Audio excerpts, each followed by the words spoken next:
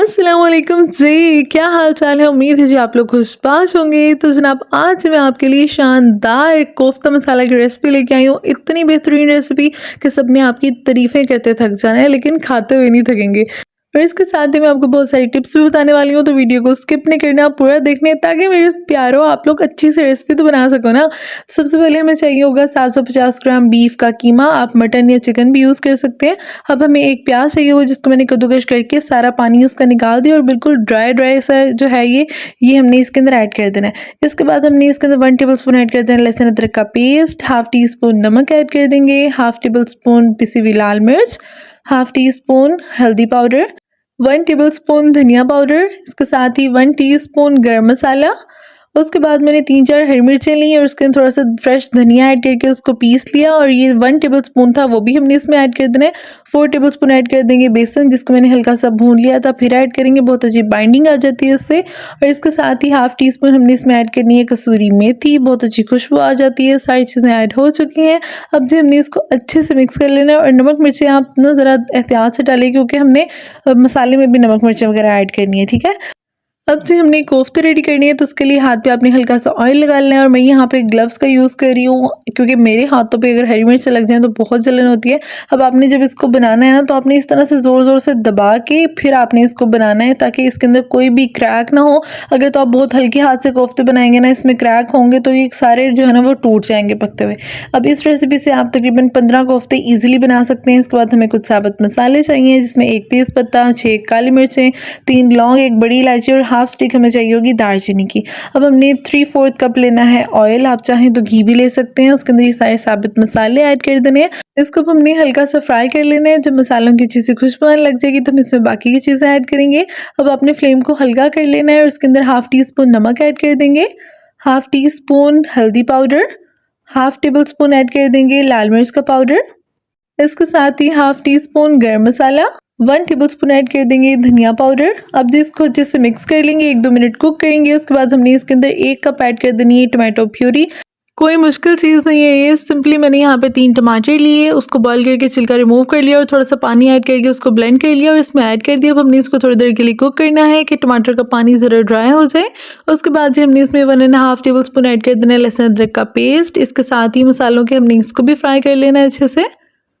और जनाब अगर अभी तक आपने मेरा चैनल सब्सक्राइब नहीं किया तो किस बात की देरी है सोनिया, और जल्दी से सब्सक्राइब करो, मेरी प्यारी सी फूडी फैमिली का हिस्सा बन जाओ। इसके बाद हमें चाहिए होगा फ्राई किया हुआ प्याज। तो मैंने यहाँ पे 2 प्याज लिए थे, उसको बारीक बारीक कट करके मैंने इस तरह से फ्राई कर लिया। क्रिस्पी गोल्डन करना है आपने इसको। इसके बाद हमें चाहिए होगी 1 कप दही और ये प्याज हमने दही के अंदर ऐड कर देना है। और इसको ऐड करने के बाद हमने इसको बिल्कुल फाइन पेस्ट बना लेना है। बहुत अच्छा फ्लेवर आता है। अगर आप वैसे प्याज डालेंगे तो वो बात नहीं आएगी। इसी तरीके से फ्राई करके फिर आपने इसके अंदर ऐड करना है, ठीक है। तो इसको अच्छे से मिक्स कर लेंगे और इसके बाद जी अब हमने इसको ब्लेंड कर लेना है। यहाँ पर देखें जी ये ब्लेंड हो चुका है, देखें कितना अच्छा सा पेस्ट बन गया है। अब ये भी हमने इसी मसाले के अंदर ऐड कर देना है सारा। ये जी ये भी ऐड हो गया। अच्छे से बाउल को साफ़ कर देंगे, बिल्कुल भी ज़ाया नहीं करना है।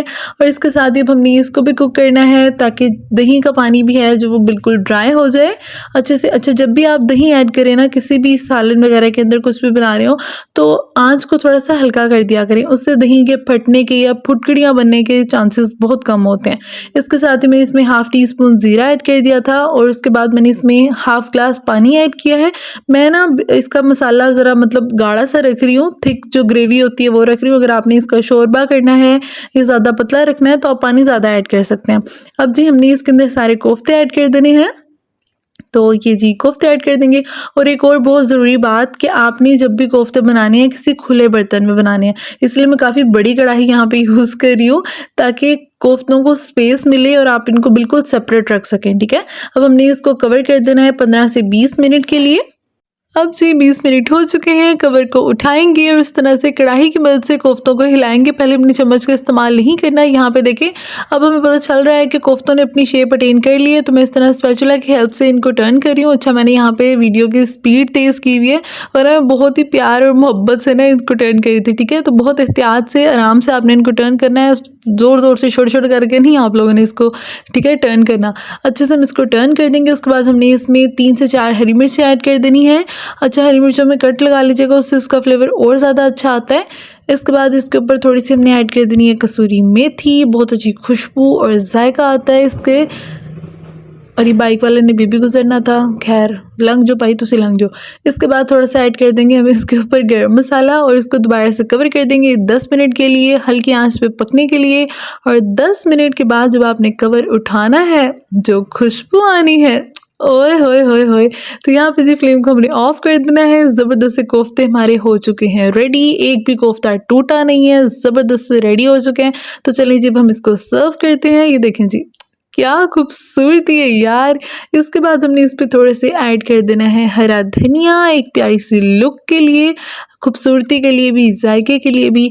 और ये है जी हमारे ज़बरदस्त से कोफ्तों की फाइनल लुक। इसको मैं आपको तोड़ के भी दिखाती हूँ। देखें अंदर से बिल्कुल भी पिंक नहीं है, क्योंकि अक्सर होता है हम कोफ्ते कभी किसी के घर भी खाते हुए देखते हैं तो अंदर से रेड होते हैं, तो अजीब सा पिंक पिंक सा उसके अंदर से पानी निकल रहा होता है।